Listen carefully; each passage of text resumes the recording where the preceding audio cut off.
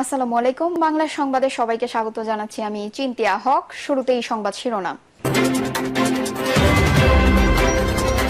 সমাবেশ থেকে যে বার্তা দেশবাসীর কাছে পৌঁছে দিতে চান বিএনপি নেতারা। এদিকে সংস্কার শেষে নির্বাচন দিয়ে ক্ষমতা হস্তান্তর করা হবে বলছেন আসিফ মাহমুদ। জানাবো বাংলাদেশের সঙ্গে ভারত কেমন সম্পর্ক চাই, জানালেন জয়শঙ্কর। জানিয়ে দেব বিশ্বের দ্বিতীয় বৃহত্তম সেনাবাহিনী গড়ার আদেশ পুতিনের। এবং সর্বশেষ জানাবো উত্তরা যাত্রাবাড়ি আশুলিয়া গণহত্যার বিচার আগে হবে বলছেন চিফ প্রসিকিউটর। দর্শক শুনছিলেন সংবাদ শিরোনাম, এখন বিস্তারিত। সমাবেশ থেকে যে বার্তা দেশবাসীর কাছে পৌঁছে দিতে চান বিএনপি নেতারা। কেন্দ্রীয় কর্মসূচির অংশ হিসেবে সারা দেশে চলছে বিএনপির গণতন্ত্র সমাবেশ। এতে অংশ নিয়েছেন দলটির হাজার হাজার নেতাকর্মী। দেশের গণতন্ত্র রক্ষায় দ্রুত জাতীয় নির্বাচনের বিকল্প নেই জানিয়ে দ্রুত সংস্কার শেষে ভোটের রোডম্যাপ দিতে অন্তর্বর্তী সরকারের প্রতি আহ্বান বিএনপি নেতাদের। বিগত 16 বছর গুম, হত্যা, নির্যাতনের শিকার দলের হাজারো নেতাকর্মী, সমর্থক ও মামলার শিকার কয়েক লাখ সহযোদ্ধার স্মরণ ও আন্তর্জাতিক গণতন্ত্র দিবস উপলক্ষে সমাবেশ যোগ দিতে মঙ্গলবার সকাল থেকে রাজধানীর বিভিন্ন ওয়ার্ড ইউনিটের নেতাকর্মীরা জড়ো হতে থাকেন। নয়াপল্টনের কেন্দ্রীয় কার্যালয়ের সামনে ঢাকা ও আশপাশের এলাকা থেকে হাজির হন অঙ্গ ও সহযোগী সংগঠনের নেতাকর্মীরাও।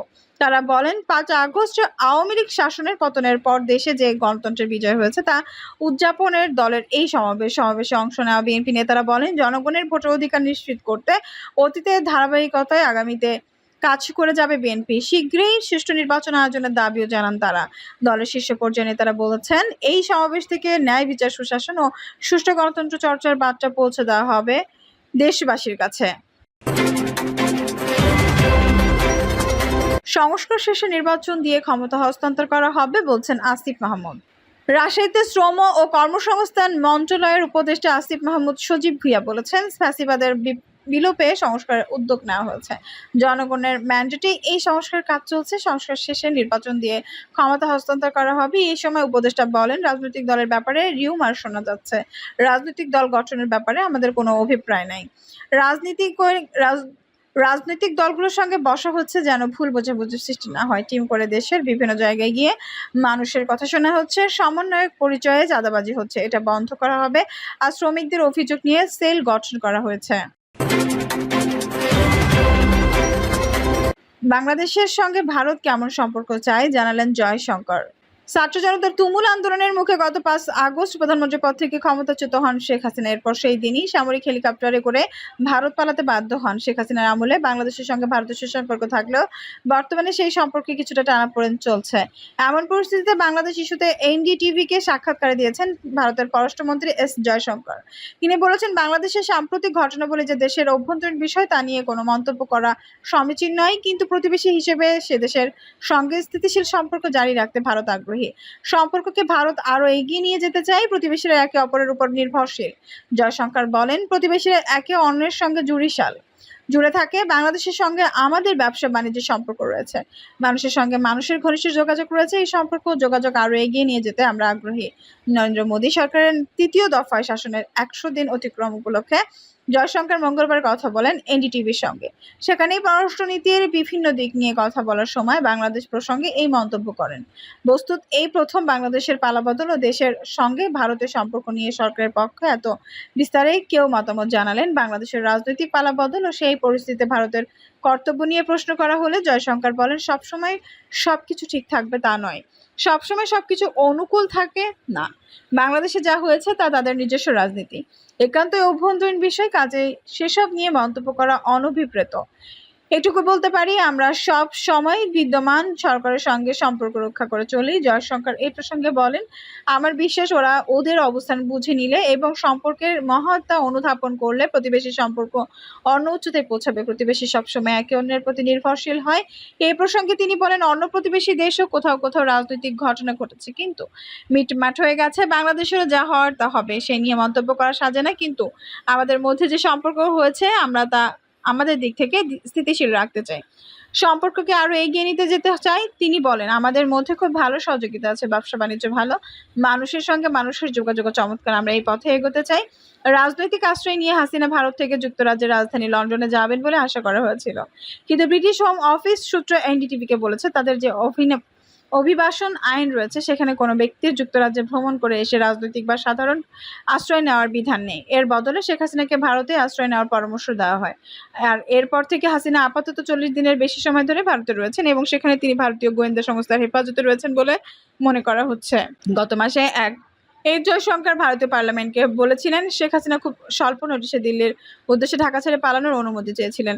পার্লামেন্ট সর্বদলীয় ব্রিফিংয়ে তিনি বলেছিলেন নিজের পরিবর্তে পদক্ষেপগুলো সম্পর্কে সিদ্ধান্ত নেওয়ার জন্য শেখ হাসিনাকে সময় দিতে চায় ভারত সরকার, যার মধ্যে রাজনীতি থেকে অবসর নেওয়ার বিষয়টি অন্তর্ভুক্ত থাকতে পারে। গত সপ্তাহে বাংলাদেশের অন্তর্বর্তী সরকারের প্রধান উপদেষ্টা নোবেলজয়ী ডক্টর মোহাম্মদ ইউনূস বলেছিলেন তার দেশেও ভারতের সঙ্গে আগের মতো ভালো সম্পর্ক বজায় রাখতে চায়, কিন্তু সেই সম্পর্ক হতে হবে ন্যায্যতা এবং সমতার ভিত্তিতে। বিশ্বের দ্বিতীয় বৃহত্তম সেনাবাহিনী গড়ার আদেশ পুতিনের। রাশিয়ার সেনাবাহিনীতে অন্তত 1,80,000 সদস্য বাড়ানোর আদেশে দিয়েছেন দেশটির প্রেসিডেন্ট ভ্লাদিমির পুতিন। এই আদেশের মাধ্যমে চীনের পর বিশ্বের দ্বিতীয় বৃহত্তম সেনাবাহিনী গড়ে তোলার পরিকল্পনার দিকে এক ধাপ এগোলেন সাবেক কেজিপি প্রধান। খবর রয়টার্সের 2022 সালের ফেব্রুয়ারিতে ইউক্রেনে অভিযান শুরুর পর থেকে তৃতীয়বারের মতো সেনাবাহিনী সম্প্রসারণের সিদ্ধান্ত নিলেন পুতিন। 2022 সাল থেকে এখন পর্যন্ত পুতিন দুবার সেনা সংখ্যা বৃদ্ধির আদেশ দিয়েছেন, প্রথমবার 1,37,000 ও দ্বিতীয়বার 1,70,000। নেতৃত্বস্থানীয় সামরিক কৌশল গবেষণা প্রতিষ্ঠান international institute for strategic studies জানিয়েছেন মোতায়েনযোগ্য সক্রিয় সেনা সংখ্যায় যুক্তরাষ্ট্র ও ভারতকে ছাড়িয়ে যাবে রাশিয়া। তারা কেবল চীন থেকে পিছিয়ে থাকবে। তাদের সক্রিয় সদস্য আছে 20 লাখের কিছু বেশি, ইউক্রেনের চেয়ে প্রায় 3 গুণ বেশি জনসংখ্যার দেশ রাশিয়া।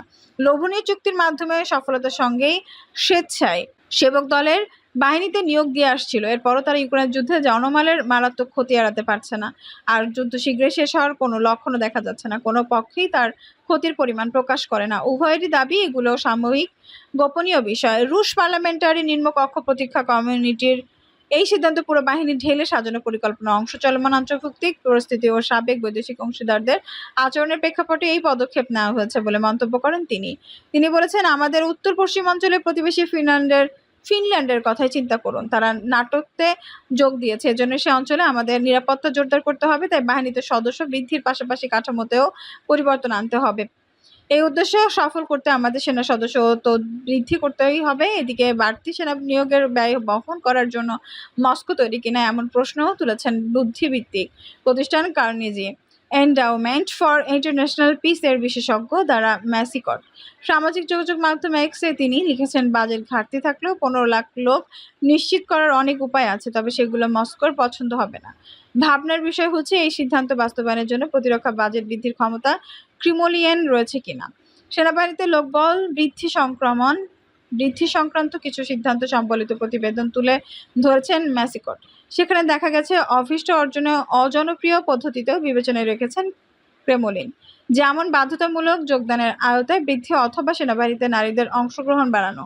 তিনি বলেন, বর্তমানে চলমান প্রক্রিয়া স্বেচ্ছাসেবক ভিত্তিতে নিয়োগ আপাতত কাজ করছে, কিন্তু সবকিছুরই সীমাবদ্ধতা রয়েছে। উত্তরা যাত্রাবাড়ি আসলে গণহত্যার বিচার আগে হবে বলছেন চিফ প্রসিকিউটর। বৈষম্যবিরোধী ছাত্র জনতার আন্দোলন ঘিরে রাজধানীর উত্তরা যাত্রাবাড়ি ও আশুলিয়া গণহত্যার বিচার আগে করা হবে বলে মন্তব্য করেছেন আন্তর্জাতিক অপরাধ ট্রাইব্যুনালের চিফ প্রসিকিউটর তাজুল ইসলাম। বলেন, জুলাই ও আগস্ট সংঘটিত গণহত্যার বিচার আগে হবে। অগ্রাধিকার রয়েছে রংপুর আবু সাইদ ও উত্তরার মুগ্ধ হত্যাকাণ্ডের বিচারটি এমনভাবে করা হবে যেন এই বিচার নিয়ে দেশে বিদেশে কোনো প্রশ্ন তোলার সুযোগ না থাকে। চিফ প্রসিকিউটর বলেন, বিপ্লব করতে গিয়ে অনেকে শহীদ হয়েছেন, অনেকে নানা অঙ্গ হারিয়েছেন, তাই তাদের প্রতি জাতির একটা দায়বদ্ধতা আছে। বিচারটা দ্রুত করতে হলে তদন্ত সংস্থার কাছে, প্রসিকিউশনের কাছে তথ্যগুলো আসা খুবই জরুরি। আমাদের তদন্ত সংস্থাকে ওই অপরাধের তথ্য উপাত্ত বের করতে হবে। তিনি বলেন, বিচার হওয়া সত্ত্বেও গোটা বিশ্ব থেকে কেউ যেন বলতে না পারে যে বিচারটা আগের মতোই একটা অবৈধ প্রক্রিয়ার মধ্যে দিয়ে হয়েছে। সে কারণেই এখন সরকারের কাছে অনুরোধ করছি যেন ট্রাইব্যুনালটা দ্রুত পুনর্গঠন হয় দ্রুততম সময়ে। ট্রাইব্যুনালে বিচারক নিয়োগের দাবি করে তিনি বলেন, আন্তর্জাতিক অপরাধ ট্রাইব্যুনালের তদন্ত সংস্থা ও প্রসিকিউশন টিমের কার্যক্রম চলমান থাকলেও ট্রাইব্যুনালে বিচারপতি না থাকায় বিচারের কার্যক্রম থমকে আছে। আন্তর্জাতিক অপরাধ ট্রাইব্যুনালের চেয়ারম্যান বিচারপতি মোহাম্মদ আবু আহমেদ জামাতার গত 13 জুলাই অবসরে যান অন্য এক সদস্য। বিচারপতি হাইকোর্টে ফিরে গেছেন। বর্তমানে ট্রাইব্যুনালে কোনো বিচারপতি নেই। দর্শক, এই ছিল এখনকার সর্বশেষ সংবাদ। নিউজটি ভালো লাগলে অবশ্যই একটা লাইক দিন, কমেন্টে আপনার মূল্যবান মতামত জানান। সবসময় আমাদের পাশে থাকতে সাবস্ক্রাইব করে বেল বাটনটি অন করে রাখুন। ধন্যবাদ।